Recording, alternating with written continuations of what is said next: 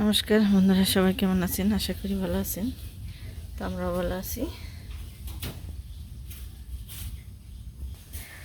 তো আজকে হলো ভাদ্র মাসের প্রথম দিন। তা আসলে এই মাসটা আমাদের জন্য, বিশেষ করে এই মাসের 13 দিন আমাদের জন্য বিশেষ করে খুবই গুরুত্বপূর্ণ। এই 13 দিন, প্রথম 13 দিন আমরা অনেক কিছুই করি না। যেরকম ছেলে মানুষ যারা আছে তারা দাড়ি কাটে না, তারপর নখ কাটে না, গরু জাগানো যায় না, এরকম অনেক রকমের জিনিস আছে যেগুলো করা যায় না। তারপর যারা মহিলা আছে তারা ভোরবেলা ফুল নিয়ে নদীর ঘাটে যায়, মানে নদীর ঘাটে বা পুকুর পাড়ে যেখানেই থাক ওইখানে যেই ভোরবেলা স্নান করে। তো এরকম অনেক নিয়মই আর কি পালন করা হয়। তো আর একটা জিনিস হইলো, এই 13 দিনের মধ্যে একটু হইলেও জল বার বইতে, ওই যে দেখতেছেন এখানকার জলটা একটু মানে পরিষ্কার দেখা যাবে, তার মানে একটু একটু জল বার বানাইছে। আবার অনেক জল কমে গেছিল, এখন আবার বাড়তি হয়েছে।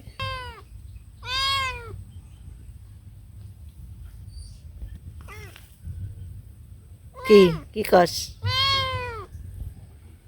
তাই যে এখানে যদি বসি ফেলা হয় তাহলে কিন্তু দু একটা মাছও মারা যাবে।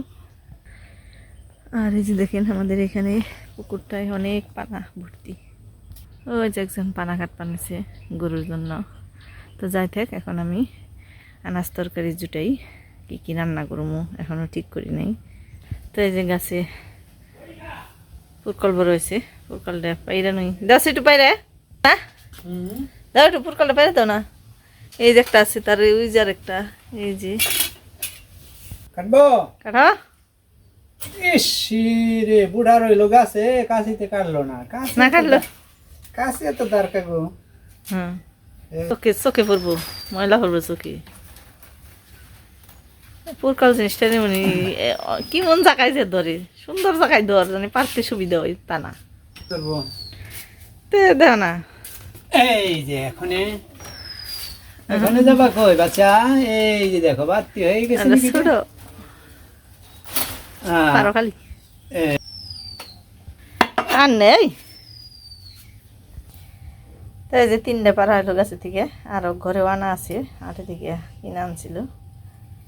তো এই পুরকল দিয়ে শুক্তে রান্ধবো, সাথে আরো একটা পাতা দিব, তো ওই পাতাটাও নিয়ে আসি। তো এই যে পাতাটা আমাকে পাশেই বাড়িতে আছে, অন্য বাড়িতে, তো এখানে থেকে হানবার যাবে নিছি। কয়না বলে পিপল পাতা আছে, কোন সোজা বলে পিপল পাতা আছে এ নিচে।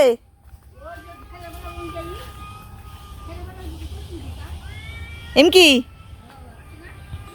তো এই বাড়িতে বেশি ভালো নেই, অল্প অল্প। তো আমি এই যে এই পুলটা পাড়ি দিয়ে ওই বাড়িতে যাবো, ওই বাড়িতে অনেক পিপল পাতা আছে। তো এই যে দেখেন কত উচ্ছে পুল, এই পুলটা পাড়ি দিয়ে আমার ওই পার যাইতে হবে। তো এই যে এসে পড়লাম এই পার, এখন এই যে এগুলো হলো পিপল পাতা।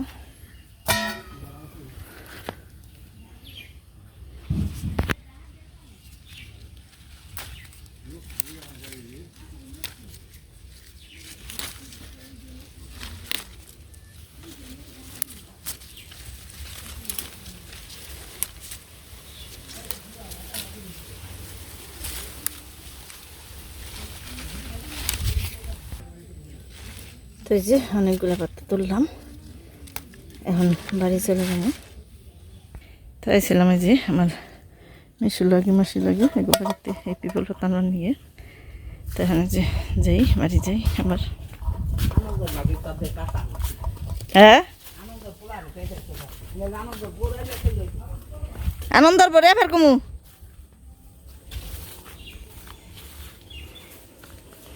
তো এই যে একবার কষ্ট করে আইলাম, আবার এখন কষ্ট করে জান নাকবো পাড়ি দেবে। তো আসলে এই সময়টা আমাকে চলাফেরা করাটা খুবই কষ্ট, এক পাড়ে থেকে আরেক পাড়ে যাওয়াটা খুবই একটা রিক্সের ব্যাপার। তো আমি পুলটা পাড়ি দিয়ে নই, একদম ফালাইলাম, একদম ধরে এই পুলটা পাড়ি দিলাম। তো আমার মতো কে কে এরকম এক বাঁশের পুলে চড়ছেন বা পাড়ি দিয়ে এক পাড় থেকে আরেক পাড় আসছেন, অবশ্যই জানাবেন কমেন্টে। না সিম বিচি তো নেই আমার ওই চাল রাখি নাই আমি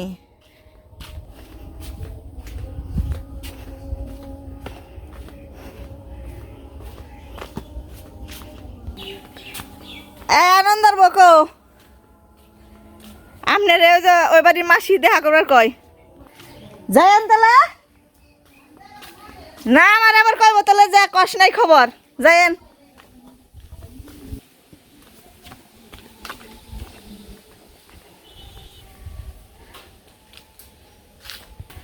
তো এই যে প্রচুর মেঘ করছে আকাশে যে কোনো সময় বৃষ্টি এসে পড়বো আবার এই যে বাতাসও আছে প্রচুর বাতাস একদম ঝড়ি বাতাস যেখানে যে বাতাসের শব্দটা কি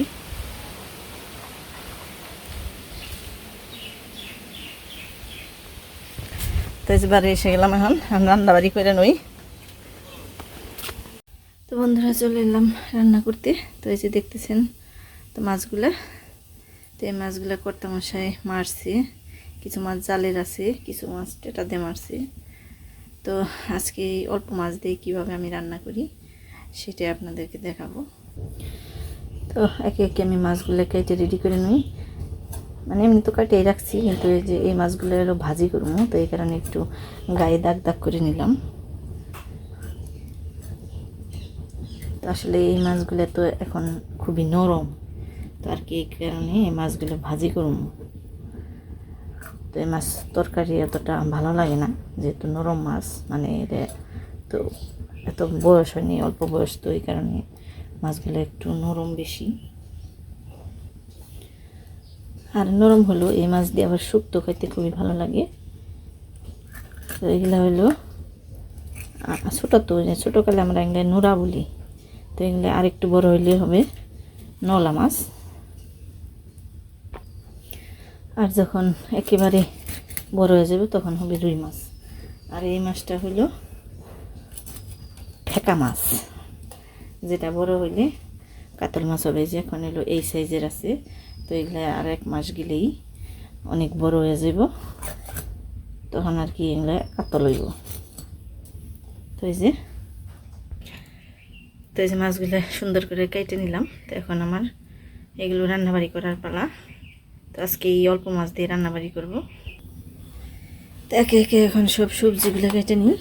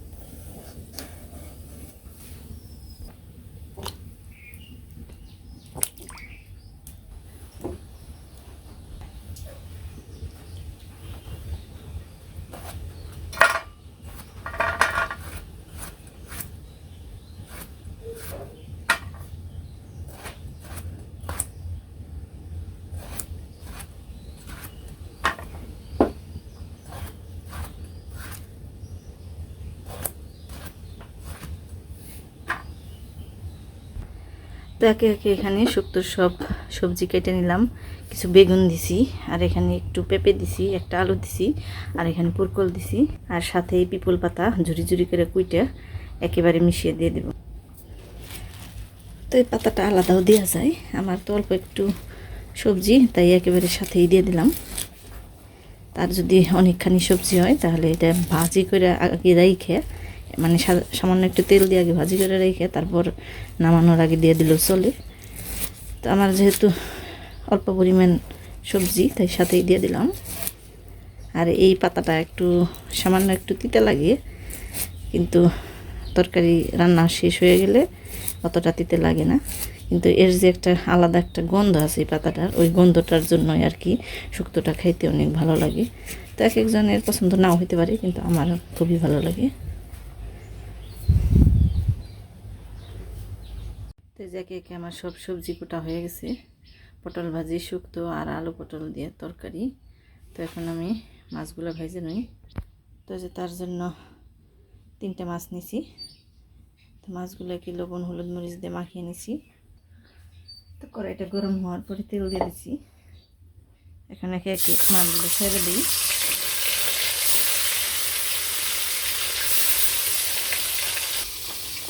মাছগুলো ভাজা হতে হতে আমি সব মাছই একত্রে লবণ হলুদ মরিচ দিয়ে মাখিয়ে নিব।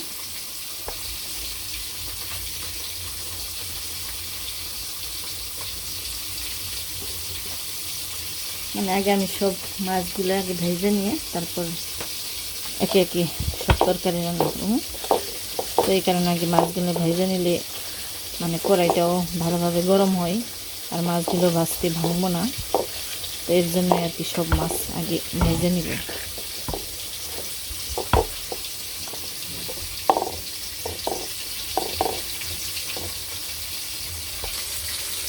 তো বাইরে মেঘ হওয়ার জন্য আর কি একটু কম দেখা যাবে নিচে, আর কারেন্টও চলে গেল।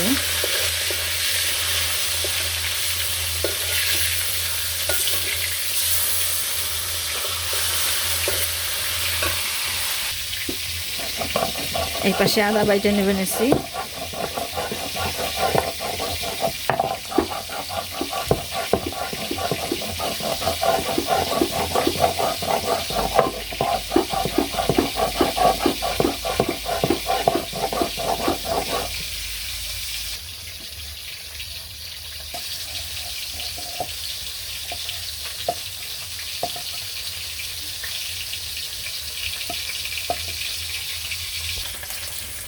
তো ওইটা বলতে মাছগুলো সুন্দর করে ভেজে উঠিয়ে নিই।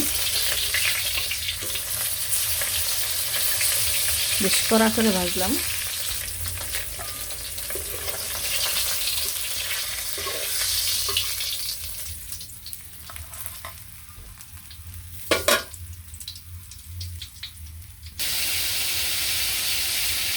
তো একে একে যে সবগুলো মাছ আমি ভেজে নিলাম। এরপর চুলাতে পটল ভাজি দিয়ে দিছি। পটল ভাজি হয়ে গেছে, আমি নামিয়ে নেব।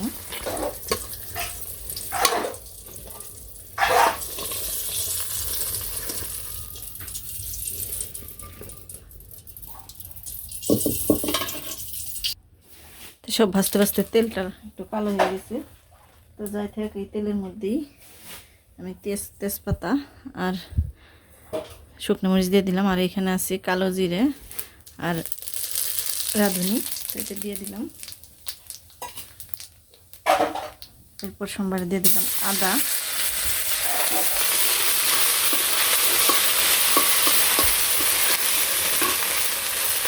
তো এর মধ্যে সবজিগুলো দিয়ে দিলাম।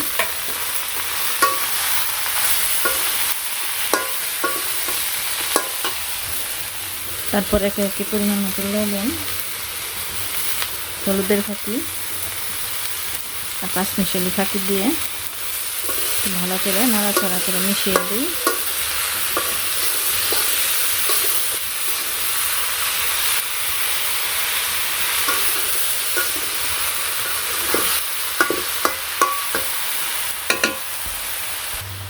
তো এর মধ্যে কোনো ঝাল ব্যবহার করব না, যা ওই যে ওই সোমবারের মধ্যে যা শুকনো মরিচটা দিচ্ছি ওইটাই।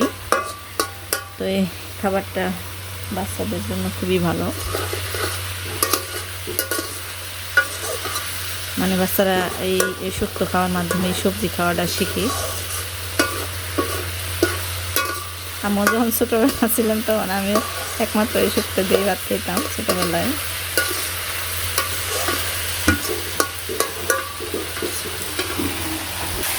তো সবজিটা আমি ভালো করে নাড়াচাড়া দিয়ে ভেজে নিব। তো ভাজার পরে যখন তুমি সবজিটা একদম কমে যাব, মানে এই যে বোঝাই যায় যে এটা ভাজা হয়ে গেছে, তো এভাবে যখন তুমি একদম অল্প হয়ে যাবে, তারপর পরিমাণ মতন জল দিয়ে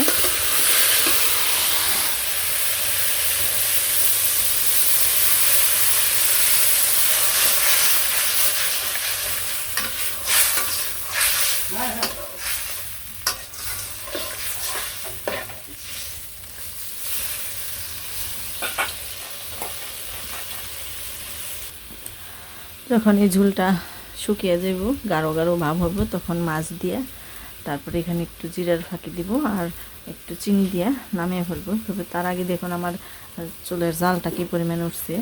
তা আসলে বাড়ির চুলায় মাটির চুলায় রান্নার এটাই গুণ যে একটু জল যদি বেশিও হয় তাহলে সমস্যা নেই। এইভাবে আগুন যদি জ্বলে ওঠে তো এই জল শুকে তার কত সময় লাগবো।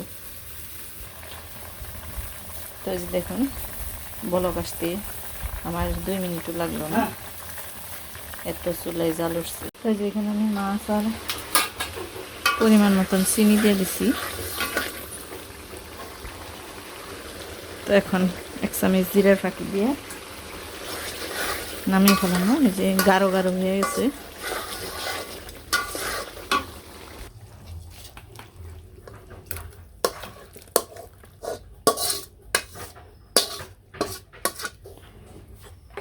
তো এই যে দেখেন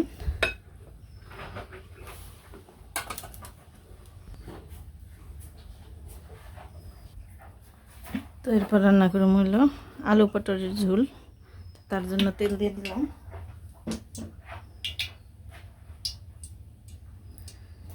তেলের মধ্যে একটু জিরা আর রাঁধুনি সম্বার দিয়ে দিলাম। তারপর প্রথমে আলুগুলো ভেঙে নিই।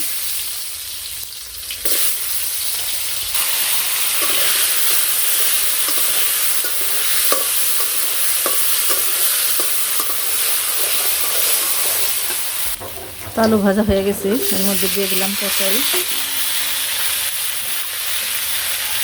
আর কাঁচামরিচ, দিয়ে দিলাম লবণ, এরপর হলুদের ফাঁকি, মরিচের ফাঁকি, পাঁচমিশালি ফাঁকি সব দিয়ে ভালো করে কষিয়ে নিই। এর জন্য একটু জল দিয়ে দিই।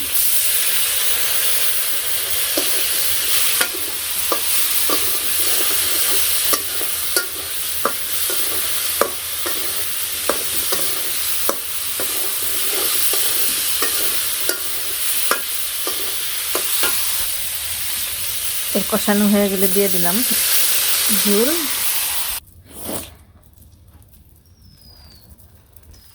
এরপর আলু গলে গেলে মাছ দিয়া গরম মশলা জিরার ফাঁকি দিয়া হালকা একটু চিনি দিয়ে নামিয়ে ফেলাম। তো একে একে সব রান্নাবাড়ি হয়ে গেছে।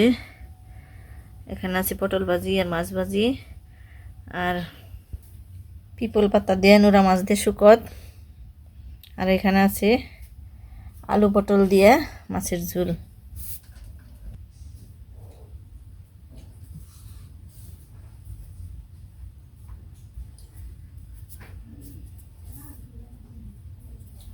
আজকে পুত্র নেই না, মনে হয় নাক বানছে।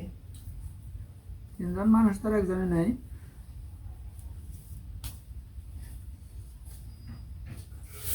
স্কুল খুলে দিছে, এখন ছুটি হয়েছে 1টার সময়।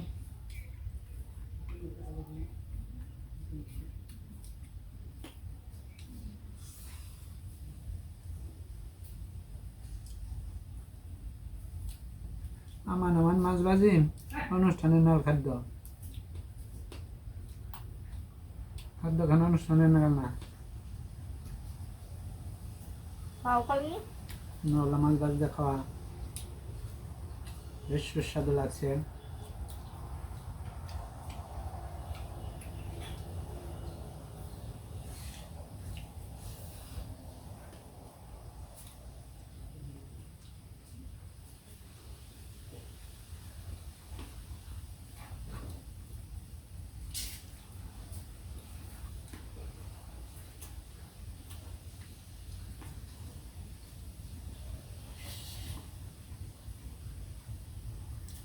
টুকটা খেয়ে দাও একটু, কেমন হয়েছে? টুকটা খেয়ে দাও একটু, কেমন হয়েছে?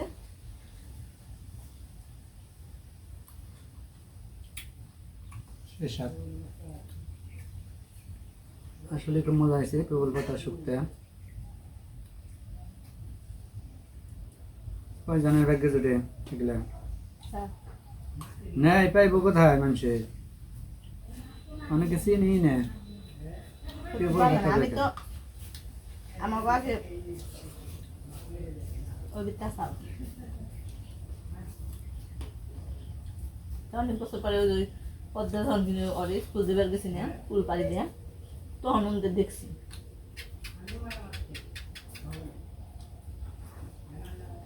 এর উপর তো কথা না তো এত কিন্তু দেখিনি আমি এই গায়ে যে পাওয়া যায়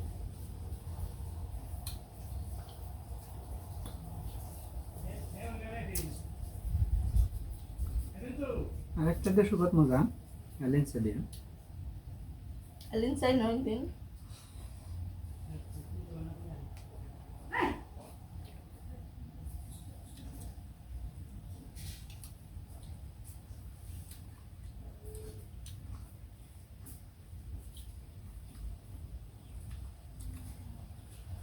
তো বন্ধুরা আমাদের আজকের ভিডিও আপনাদের কেমন লাগলো অবশ্যই কমেন্টে জানাবেন এবং সাবস্ক্রাইব করবেন সবাই ভালো থাকবেন সুস্থ থাকবেন